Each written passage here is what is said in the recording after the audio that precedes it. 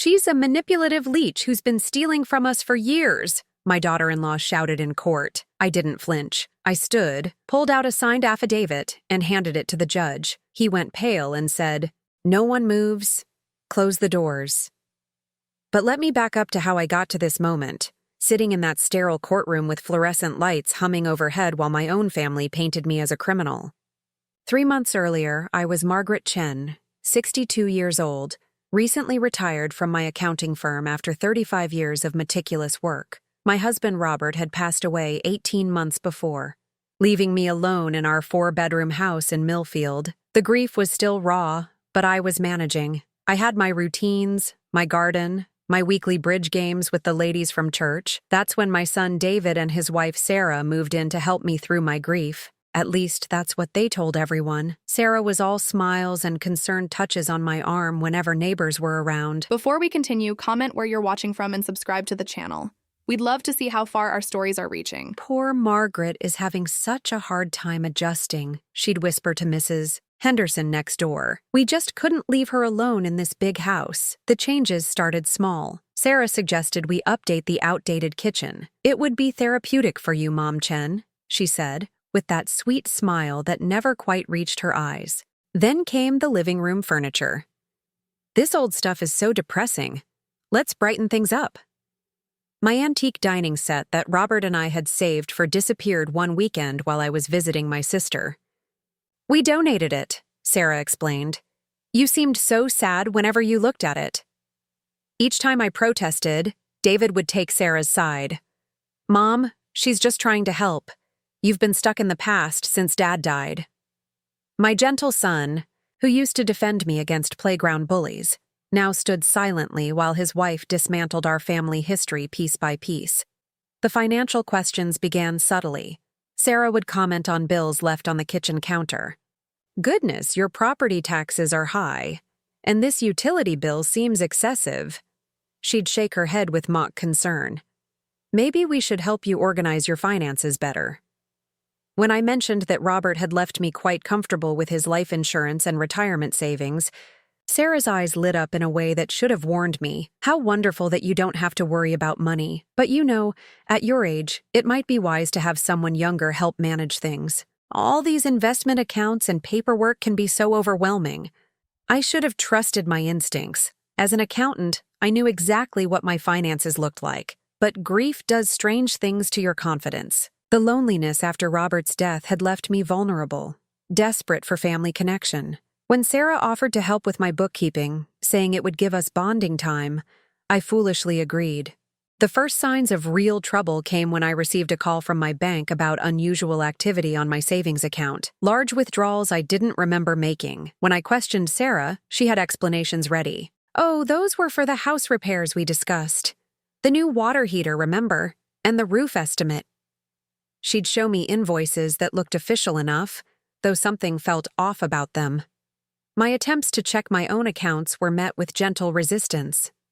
Mom Chen, you gave me the passwords, remember? You said you trusted me to handle these things. Don't you trust me? The hurt in her voice made me question my own memory. Maybe I was becoming forgetful. Maybe grief had affected my mind more than I realized. The isolation crept in gradually, too. My bridge partner stopped calling. When I asked why, Sarah mentioned she'd told them I wasn't feeling up to social activities. I was protecting you from having to make excuses, she explained. My sister's weekly calls became less frequent after Sarah started answering my phone. Margaret's resting, she'd tell callers. She's been having some difficult days. The breaking point came 6 weeks ago when I discovered significant sums missing from my retirement account. Not the small amounts Sarah had been taking for household expenses, but $40,000 withdrawn in a single transaction. When I confronted her, the mask finally slipped. You're becoming paranoid, Margaret, she said, her voice cold. First you accuse me of stealing. Now you're imagining transactions that don't exist. Maybe it's time we had you evaluated by a professional. That's when I knew I was in serious trouble. Sarah wasn't just stealing my money. She was methodically building a case that I was mentally incompetent. The forgetful widow, overwhelmed by finances, making wild accusations against her devoted daughter-in-law. But Sarah made one crucial mistake. She underestimated the woman who'd built a successful accounting practice from nothing, who'd kept meticulous records her entire professional life. While she was busy gaslighting me and manipulating David, I was quietly gathering evidence. Late at night, when they thought I was sleeping, I documented every questionable transaction, every forged signature, every lie about where my money had gone.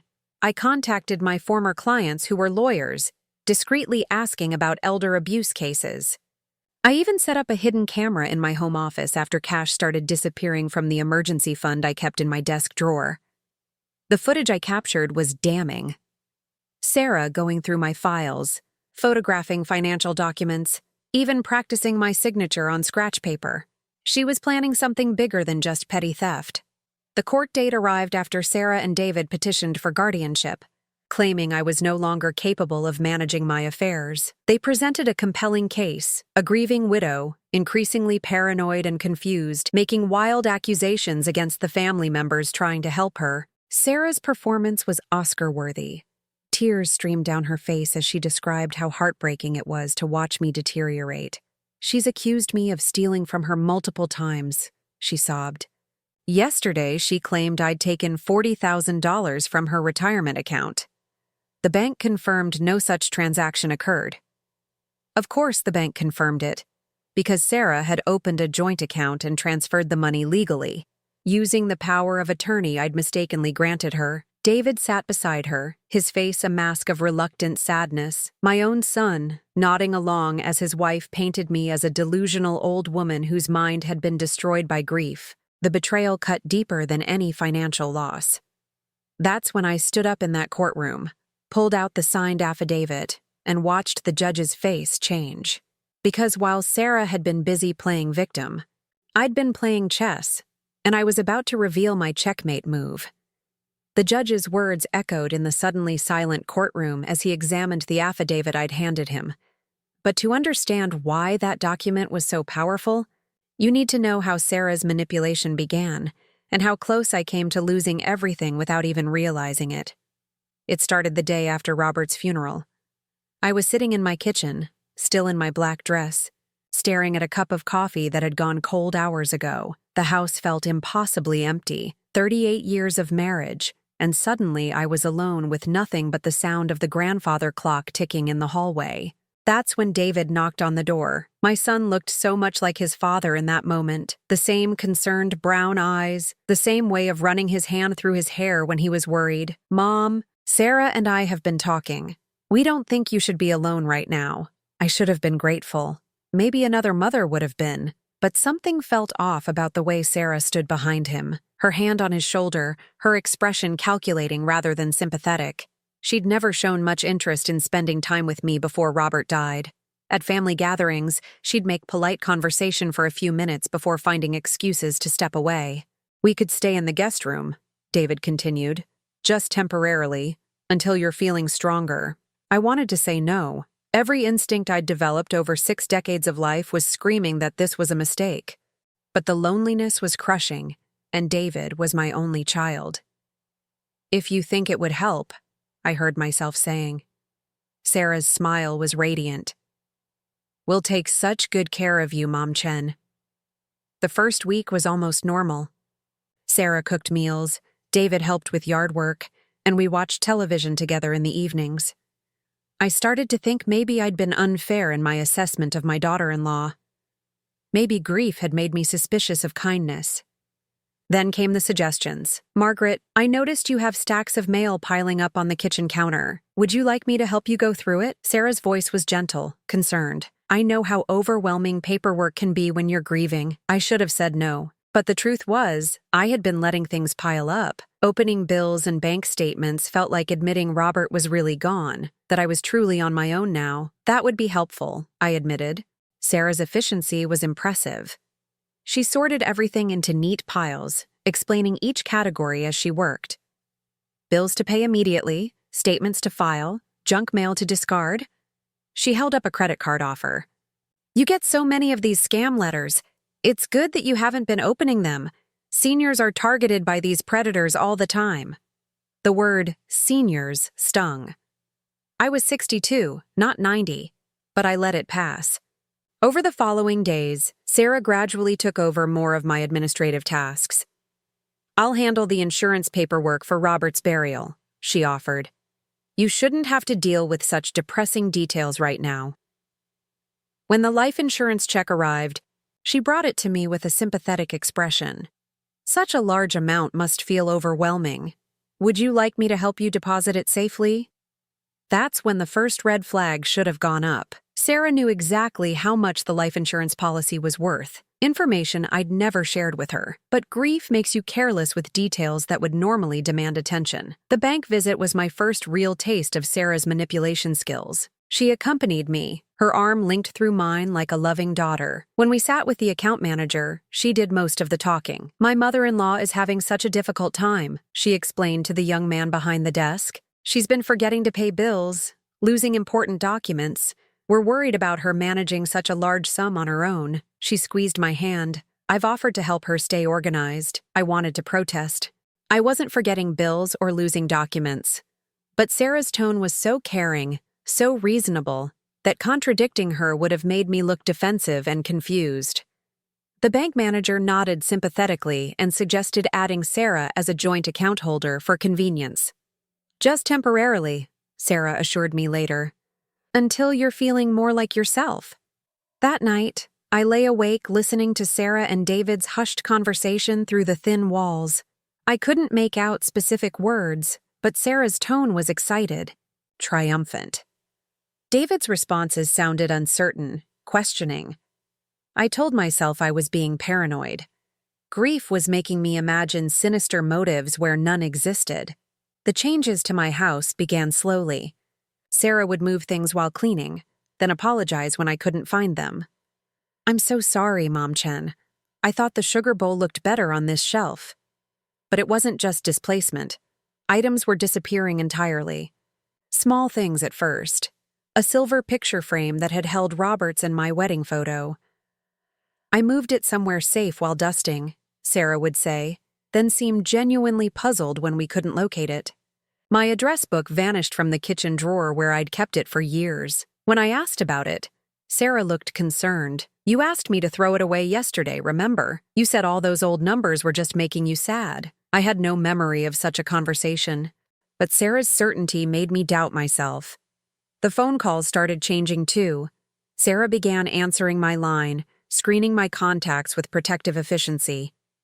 "Margaret's having a difficult day," she'd tell my sister Linda. "Maybe try calling tomorrow?" When Linda did call back, Sarah would relay messages that never quite sounded like my sister's actual words. My bridge group was handled with particular skill. Sarah called each member personally to explain that I was taking a break from social activities while processing my grief. She suggested they give me space rather than reaching out directly. "Margaret feels guilty when she has to decline invitations," Sarah explained. "She's worried about disappointing people." Within a month, my social circle had shrunk to almost nothing.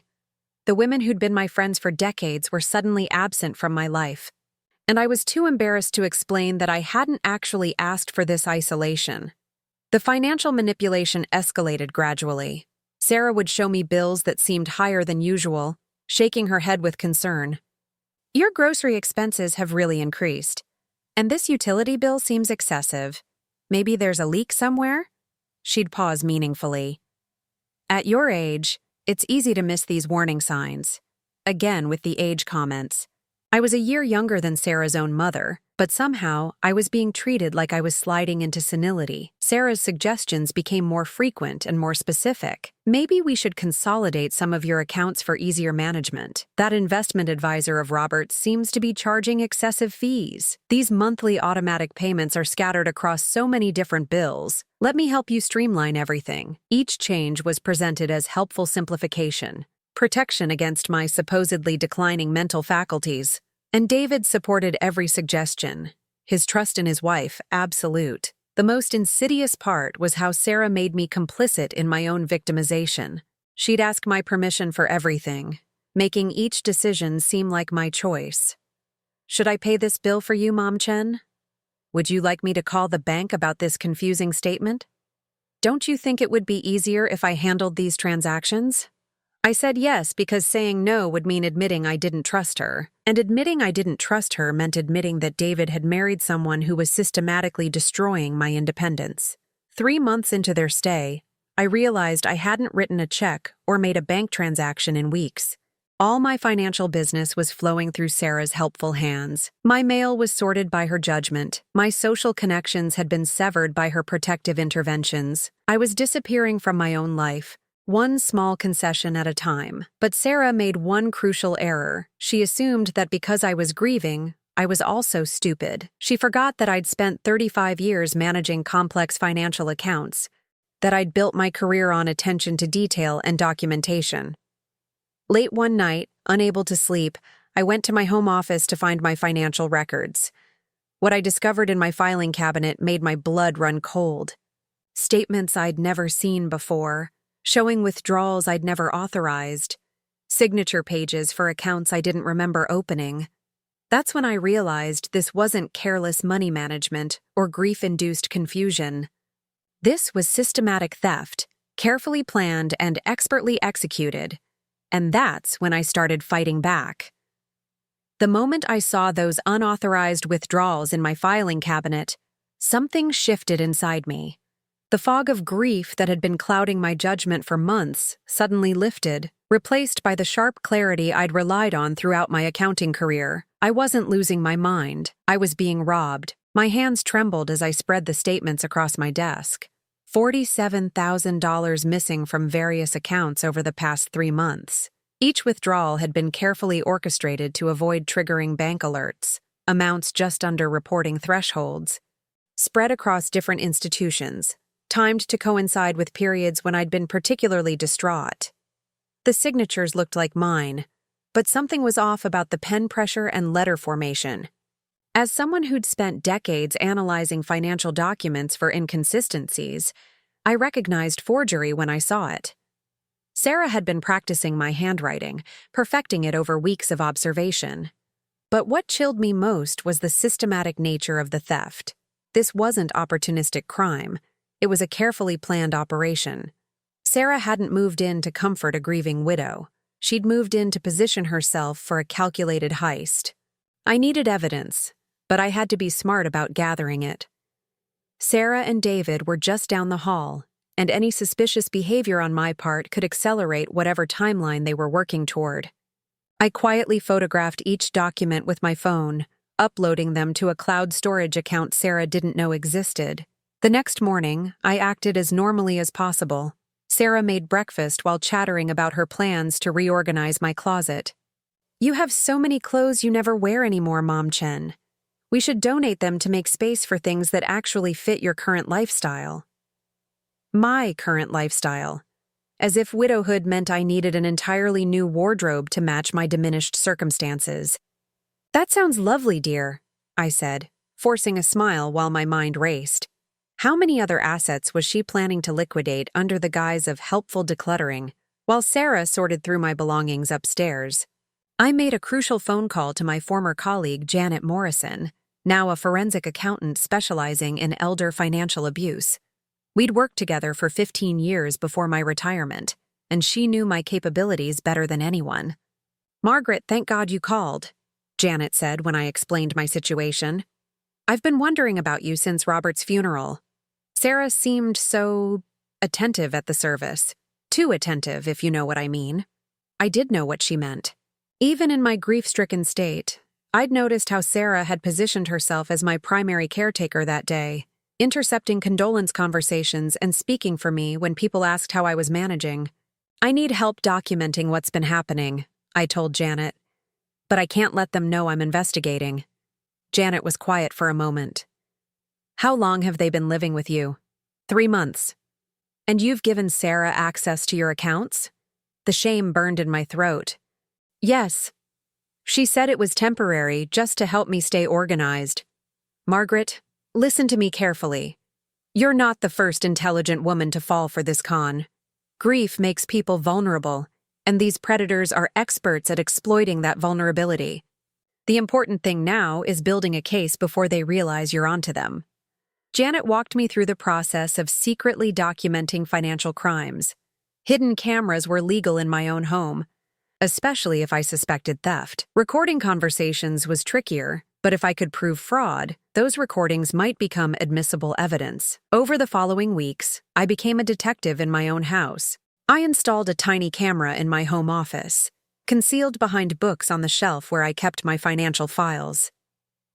I started carrying a small digital recorder, activated whenever Sarah brought up money matters. The footage I captured was damning. Sarah entered my office almost daily when she thought I was napping or out for errands. She photographed documents, practiced signatures, and even made phone calls to financial institutions claiming to be me. In one particularly disturbing recording, I heard her on the phone with my investment advisor. "This is Margaret Chen. I'm calling to discuss liquidating some assets. I've been having some memory issues lately, so my daughter-in-law Sarah is helping me manage things. Could you send the necessary paperwork to her attention?" My investment advisor, who'd known me for 20 years, apparently accepted this explanation without question. Within days, paperwork arrived for closing 2 of my smaller retirement accounts, but the most revealing evidence came from conversations between Sarah and David that I recorded from the kitchen while they talked in the living room. Their voices carried clearly through the old house's thin walls. "The probate lawyer says we need to be careful with the timeline," Sarah was saying. "If we move too fast on the guardianship petition, it might raise questions." "I still don't understand why we need guardianship at all," David replied.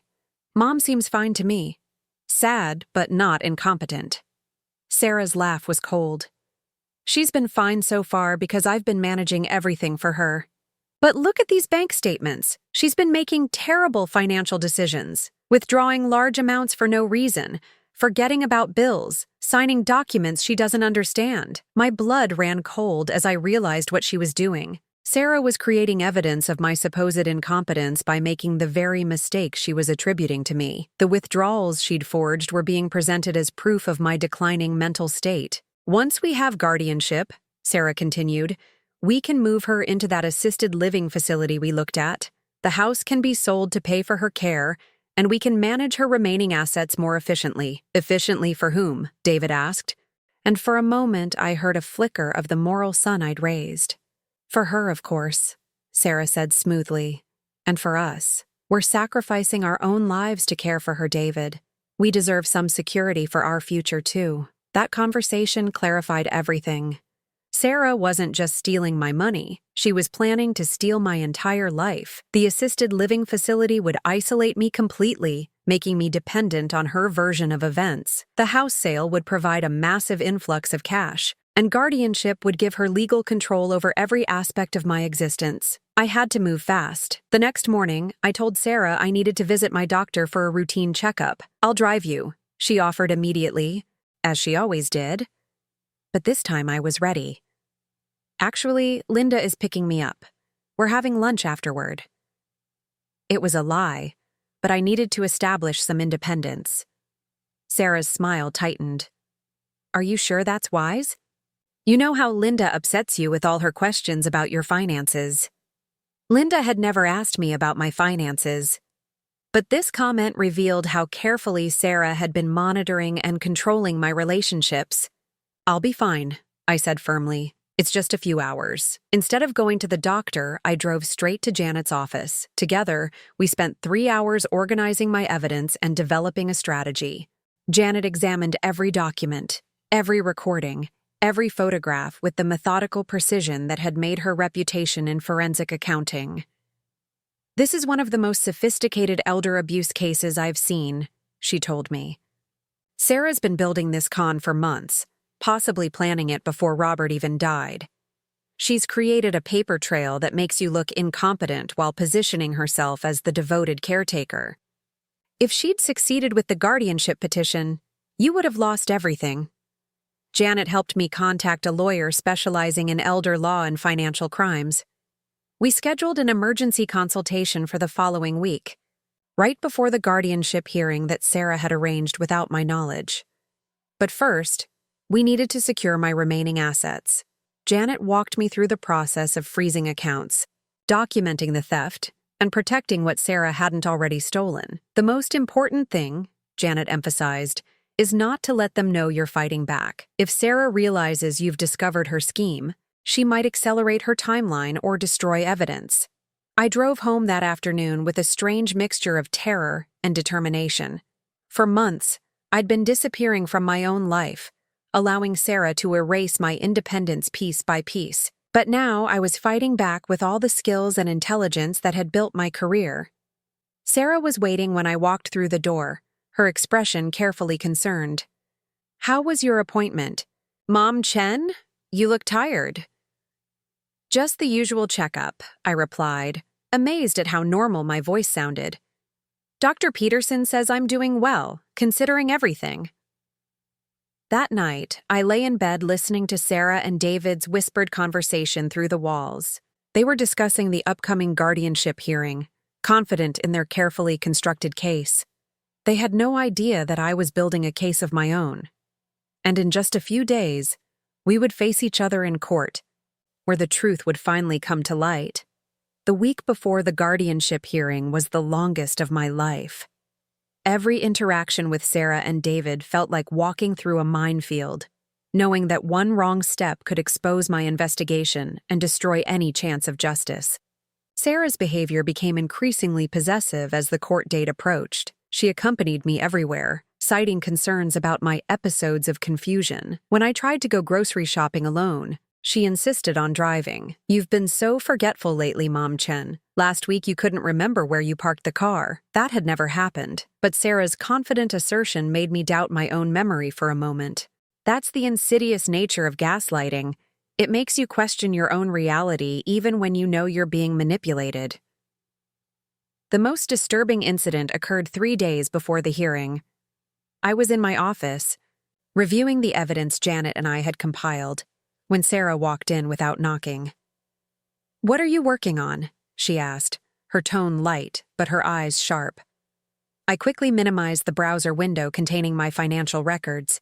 "Just looking at some old photos of Robert," I said, clicking to a folder of pictures I kept on the desktop. Sarah moved closer, studying my computer screen. "You know, Mom Chen, spending so much time dwelling on the past isn't healthy. Maybe we should pack away some of these reminders until you're feeling stronger." The threat was subtle but clear. She was planning to remove even my memories of Robert, isolating me completely from everything that gave my life meaning. That evening, I overheard another conversation between Sarah and David that chilled me to the bone. "The lawyer says the hearing should be straightforward," Sarah was saying. "We have documented evidence of her declining mental state, witnesses who can testify to her confusion, and her own financial records showing poor judgment." "What witnesses?" David asked. "Mrs. Henderson from next door saw her wandering around the yard in her nightgown last Tuesday. And your mother's bridge friends are concerned about her decision to suddenly stop participating in social activities." My hands clenched into fists. I had never wandered around in my nightgown. Sarah had made that up entirely. And she was the one who'd isolated me from my bridge group by telling them I needed space. "The key," Sarah continued, "is presenting this as a loving family trying to protect a vulnerable woman from her own poor decisions. The judge will see that we're acting in her best interests." David was quiet for a long moment. "Sometimes I wonder if we're doing the right thing. Mom built a successful business. She managed Dad's medical care for months before he died. It seems strange that she'd suddenly become incompetent." My heart lifted slightly. Maybe my son still had some capacity for independent thought, but Sarah was ready for his doubts. "Grief affects people differently, David, and she's not the same sharp woman she used to be. Look at how she's been handling money. Random withdrawals, forgotten bills, signing documents without reading them. These are classic signs of cognitive decline." She was describing her own actions while attributing them to me. The audacity was breathtaking. "Once we have guardianship," Sarah continued, "we can make sure she gets the care she needs.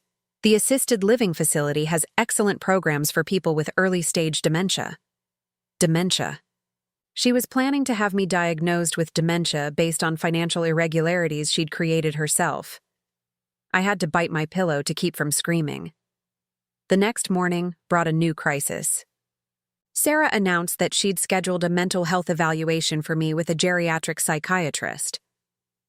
"It's just a formality for the guardianship hearing," she explained, her voice dripping with false concern. "Dr. Brennan specializes in age-related cognitive changes. He'll be able to confirm what we already know, that you need additional support managing your affairs." I realized this was Sarah's insurance policy. If the financial evidence wasn't enough to convince the judge, she'd have a medical professional testify that I was mentally incompetent. But I also realized this might be my opportunity. "That sounds reasonable," I said, surprising her with my cooperation. "I want to make sure I'm thinking clearly, too." Sarah's eyes narrowed slightly, but she couldn't object to my agreeing with her suggestion. Dr. Brennan's office was exactly what I'd expected: sterile, institutional, designed to make elderly patients feel diminished and vulnerable. But Dr. Brennan himself surprised me. He was younger than I'd anticipated, with intelligent eyes and a gentle manner that seemed genuinely concerned rather than condescending. Sarah had requested to sit in on the evaluation, citing her role as my caretaker. Dr. Brennan politely but firmly declined. "I need to speak with Mrs. Chen privately to get an accurate assessment." For the first time in months, I was alone with a professional who wasn't being influenced by Sarah's narrative. The evaluation began with standard cognitive tests: memory exercises, problem-solving tasks, orientation questions. I performed well on all of them, and I could see Dr. Brennan making notes that didn't support a dementia diagnosis. Then he asked about my living situation and recent changes in my life. "My daughter-in-law has been very helpful since my husband died," I said carefully.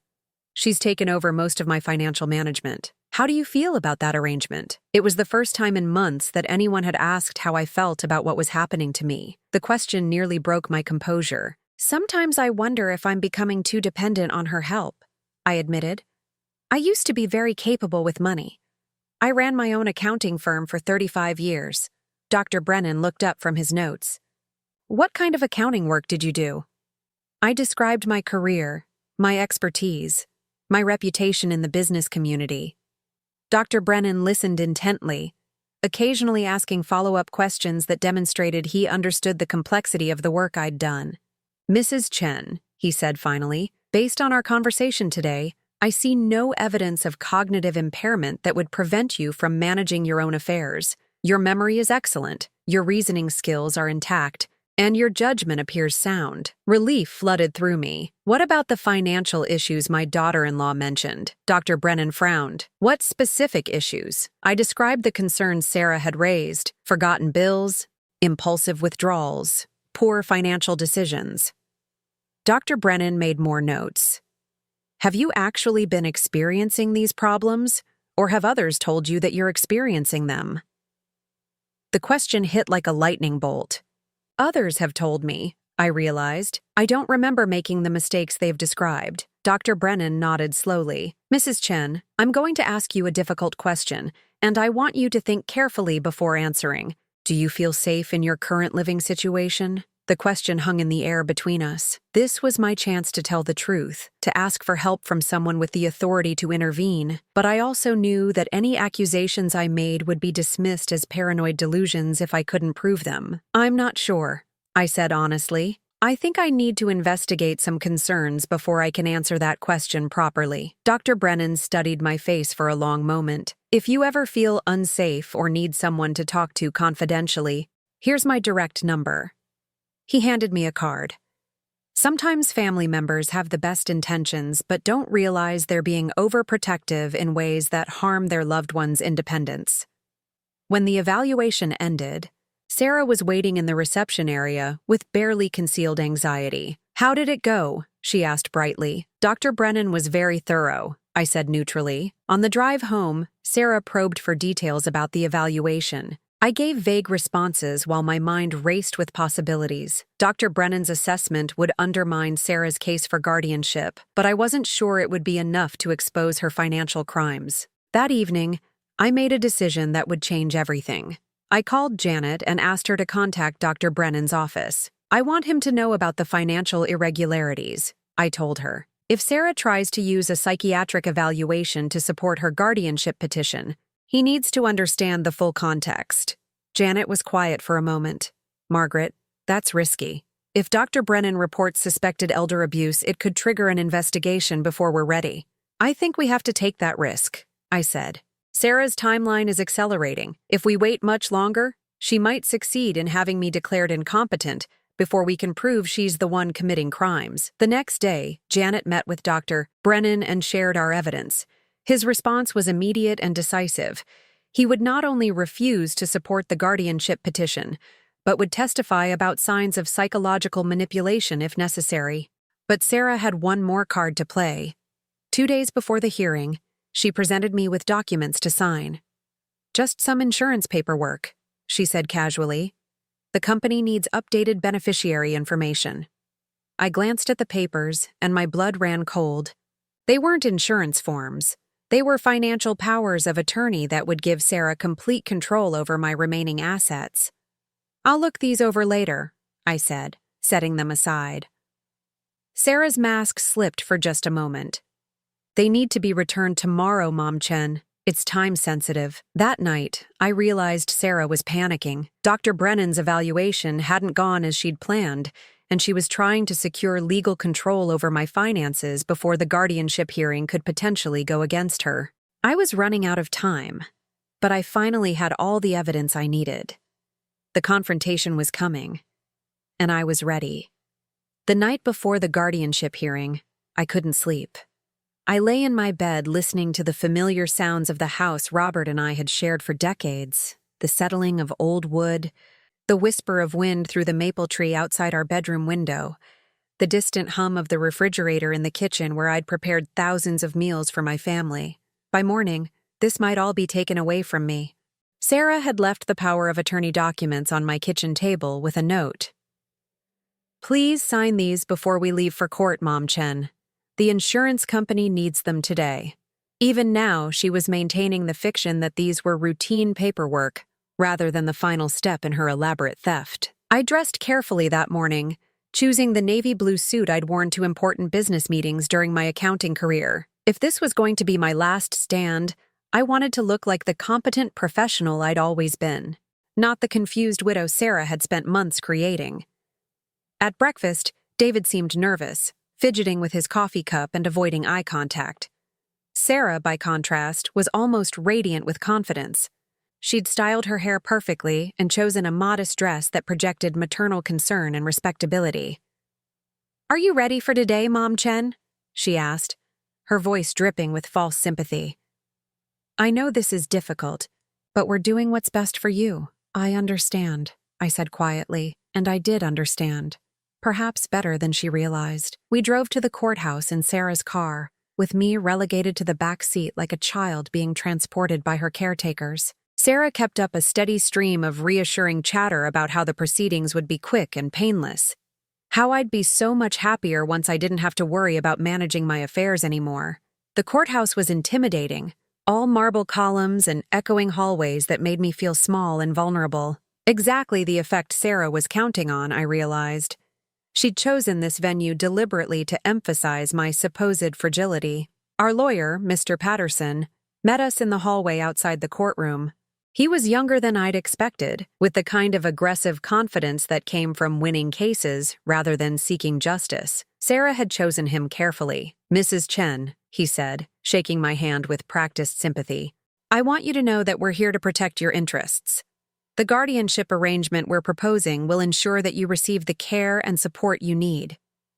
He spoke about me as if I weren't standing right there, using the third-person tone that medical professionals often adopted with elderly patients. I was already being treated as incompetent before the hearing had even begun. Inside the courtroom, I was shocked to see several familiar faces in the gallery.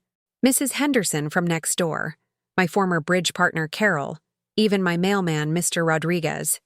Sarah had assembled an impressive array of witnesses, all prepared to testify about my supposed decline. But I noticed someone else in the courtroom who made my heart lift slightly.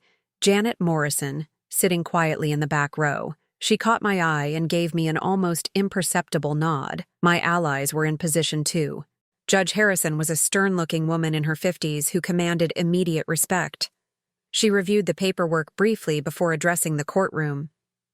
We're here today to consider a petition for guardianship of Margaret Chen, filed by her son David Chen and daughter-in-law Sarah Chen. The petitioners claim that Mrs. Chen is no longer capable of managing her financial and personal affairs due to cognitive decline related to grief and advancing age. The words hit me like physical blows. Cognitive decline. Advancing age. They were reducing my entire life to a medical condition that required management by others. Mr. Patterson rose to present their case, and his opening statement was masterful in its manipulation of facts. Your Honor, Margaret Chen was once a successful businesswoman, but the death of her husband 18 months ago has taken a severe toll on her mental faculties. Since that time, she has made increasingly irrational financial decisions, forgotten to pay important bills, and shown signs of paranoia toward the very family members who are trying to help her. He presented a timeline of my supposed decline that was frighteningly convincing because it contained just enough truth to be believable. Yes, I had been grieving. Yes, I had allowed Sarah to help with my finances. Yes, there had been irregularities in my accounts. What he didn't mention was who had actually caused those irregularities. The witnesses Sarah had assembled painted a picture of a confused, isolated woman who was clearly beyond caring for herself. Mrs. Henderson testified about seeing me wandering aimlessly in my yard at odd hours. Carol described how I'd abruptly stopped participating in our bridge games without explanation. Mr. Rodriguez mentioned that my mail had been piling up uncollected for weeks at a time. Each testimony was technically accurate, but stripped of crucial context. I had been in my yard at unusual hours because I couldn't sleep, a normal response to grief. I'd stopped playing bridge because Sarah had told my friends I needed space. My mail had been piling up because Sarah had been collecting it before I could get to it. But in the antiseptic environment of the courtroom, these normal responses to loss and manipulation were being reframed as evidence of mental incompetence. The most damaging testimony came from Sarah herself. She took the witness stand with perfect composure, her voice breaking at just the right moments as she described the heartbreak of watching her beloved mother-in-law deteriorate. I've tried so hard to help her maintain her independence, she said, dabbing at her eyes with a tissue. But the financial mistakes have become more frequent and more serious. Last month alone, she withdrew nearly $15,000 from her savings account and couldn't explain where the money had gone. I wanted to scream that Sarah had made those withdrawals herself, using forged signatures and stolen account information. But my lawyer, the public defender who'd been assigned to represent my interests, seemed more interested in negotiating the terms of my guardianship than in challenging the evidence against me. Mrs. Chen, Judge Harrison said, addressing me directly for the first time. Do you understand the nature of these proceedings? I stood carefully, my legs unsteady from the stress of the morning. Yes, Your Honor. My family believes I'm no longer capable of managing my own affairs. How do you feel about that assessment?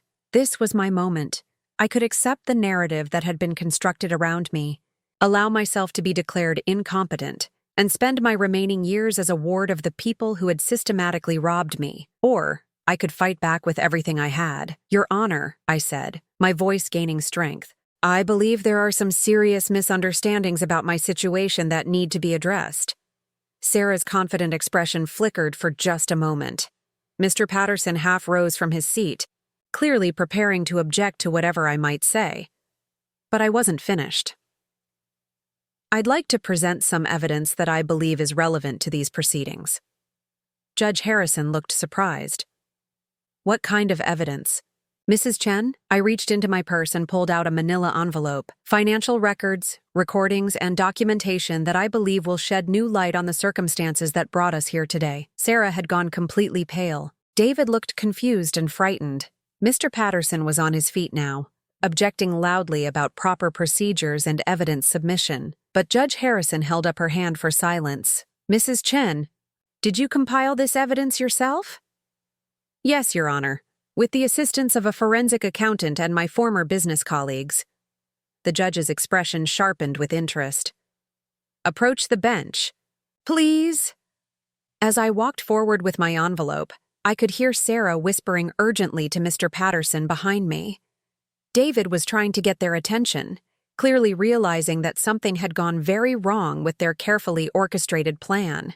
I handed the envelope to Judge Harrison, who examined its contents with growing amazement. Financial records showing Sarah's systematic theft, audio recordings of her discussing the guardianship plan as a way to gain control of my assets, photographs from the hidden camera showing her forging my signature and accessing my accounts without permission. Most damning of all was Dr. Brennan's psychological evaluation, which not only confirmed my mental competence, but also documented clear signs that I had been the victim of financial and psychological abuse. Judge Harrison looked up from the documents, her expression transformed from judicial neutrality to barely controlled anger. "Mrs. Chen," she said quietly, "are you alleging that the financial irregularities cited in this guardianship petition were not the result of your own actions?" "That's correct, Your Honor. I believe they were the result of systematic theft and forgery committed by my daughter-in-law, Sarah Chen, over the past several months." The courtroom erupted. Sarah was on her feet, shouting about lies and manipulation. Mr. Patterson was demanding that my evidence be excluded. David was staring at his wife with dawning horror as the full scope of her deception became clear. But Judge Harrison's voice cut through the chaos like a blade. "No one moves. Close the doors." And in that moment, I knew that justice was finally within reach. The silence in the courtroom was deafening after Judge Harrison's words. I watched Sarah's face cycle through disbelief, rage, and finally a cold calculation that chilled me to the bone. Even in handcuffs, she was still looking for angles, still trying to manipulate the situation.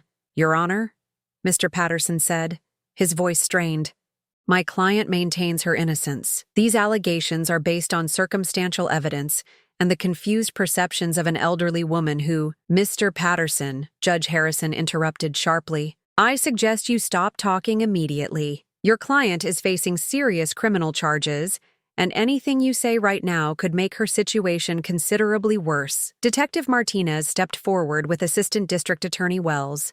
They'd been waiting in the hallway since Judge Harrison had called for law enforcement, and their presence transformed the atmosphere completely. This wasn't a family dispute anymore. It was a criminal investigation.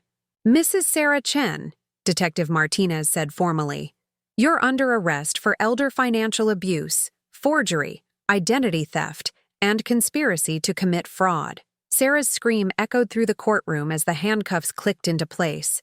"This is insane! David, tell them! Tell them how confused she's been, how she's been making things up." But David wasn't looking at his wife anymore. He was staring at me with an expression of horror and dawning understanding.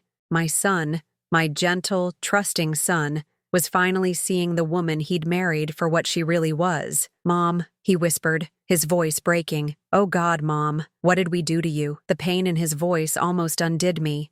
David wasn't a willing participant in Sarah's scheme. He was another victim, manipulated as skillfully as I had been. Sarah had used his love for both of us to blind him to her crimes. As Sarah was led away, still protesting her innocence and making wild accusations, Judge Harrison addressed the remaining people in the courtroom. "The petition for guardianship is not only denied, it's dismissed with prejudice.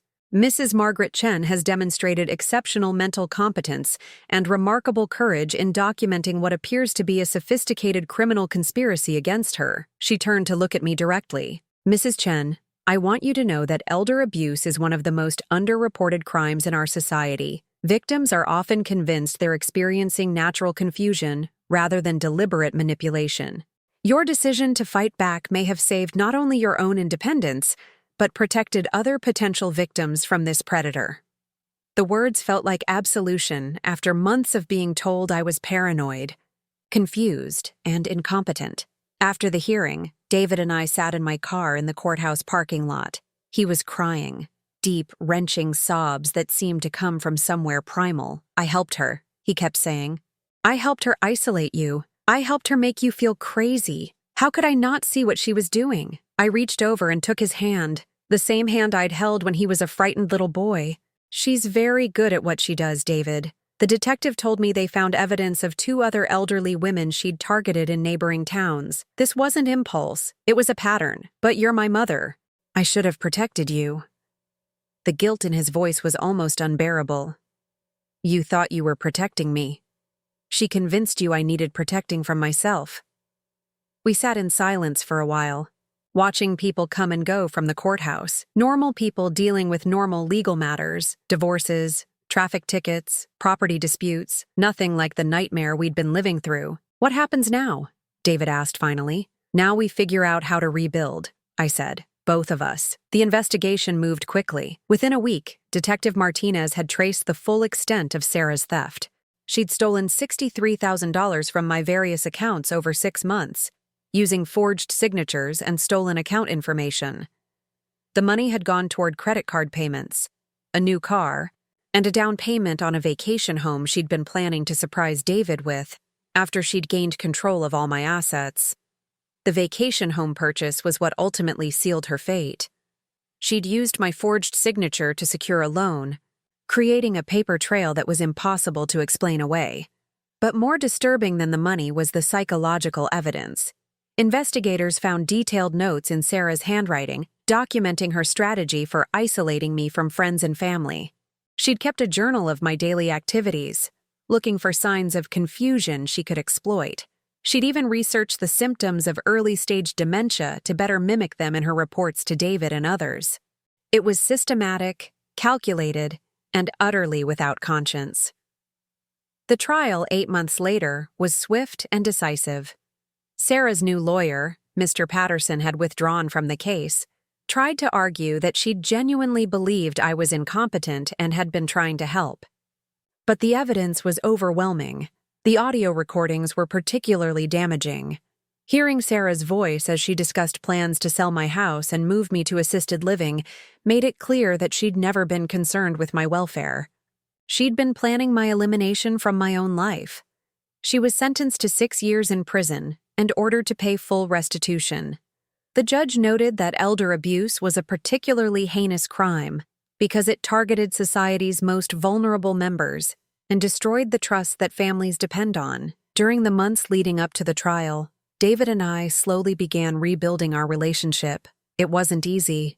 Trust, once shattered so completely, doesn't heal quickly, but we both committed to the work of repairing what Sarah had broken.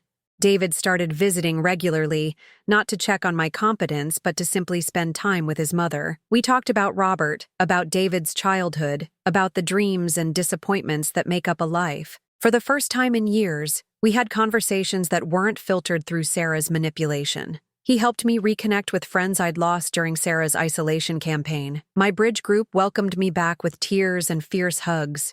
My neighbor, Mrs. Henderson, apologized for believing Sarah's lies about my supposed decline. Even my mailman, Mr. Rodriguez, mentioned how glad he was to see me looking like myself again. 6 months after the trial, I made a decision that surprised everyone, including myself. I came out of retirement. Using my settlement money and my accounting expertise, I started a small consulting practice focused on financial protection for seniors. I partnered with Janet Morrison to offer services ranging from basic financial reviews to complex forensic accounting for suspected elder abuse cases. The work was deeply satisfying. Every senior citizen I helped protect from financial predators felt like a victory against the kind of evil that had almost destroyed my own life. I spoke at community centers about warning signs of elder abuse. I worked with local law enforcement to help them recognize financial manipulation tactics. Most importantly, I helped other victims understand that being targeted didn't mean they were weak or foolish. It meant they'd encountered a predator, and predators are skilled at what they do. A year after Sarah's conviction, I received an unexpected phone call from Dr. Brennan, the psychiatrist who'd evaluated me. "Mrs. Chen," he said, "I wanted you to know that your case has become a teaching example in our professional training programs. The way you documented your own abuse while maintaining your psychological equilibrium under extreme stress is remarkable." "I don't feel remarkable," I told him. "I feel like I barely survived." "That's exactly what makes it remarkable," he replied. "You didn't just survive, you fought back intelligently and systematically. You turned your professional skills into weapons for self-defense. That takes extraordinary strength." As I hung up the phone, I thought about the woman I'd been 2 years ago, grieving, lonely, desperate for family connection, that woman had been vulnerable to Sarah's manipulation precisely because her losses had left her emotionally isolated. But I wasn't that woman anymore. I had learned that vulnerability doesn't equal weakness, and that asking for help doesn't mean surrendering control. I'd discovered that true strength comes not from avoiding difficult situations, but from fighting back when those situations become intolerable. Most importantly, I'd proven to myself that intelligence, competence, and dignity don't diminish with age. They're simply tools that require greater skill and courage to wield as the stakes get higher. Sarah had tried to steal more than my money. She'd tried to steal my identity, my relationships, my independence, and my future. In her twisted logic, I was nothing more than a convenient source of funds to support her lifestyle. But she'd made a crucial miscalculation. She'd assumed that because I was grieving, I was also stupid. She'd forgotten that the woman she was targeting had built a successful business from nothing, had navigated complex financial systems for decades, and had the intelligence and determination to fight back when cornered. On quiet evenings, I sometimes wondered what would have happened if I hadn't found those bank statements that night. Would I be sitting in some sterile assisted living facility right now, convinced I was suffering from dementia while Sarah enjoyed my life savings? The thought still made me shudder, but it also filled me with gratitude for the instincts that had saved me, for the friends who'd supported me, and for the son who'd found his way back to me despite everything. Sarah had tried to reduce me to a helpless victim, but she'd accidentally forged me into something much more dangerous, a survivor who was determined to protect others from experiencing what I'd endured. I was Margaret Chen, 63 years old, and I was nobody's victim anymore.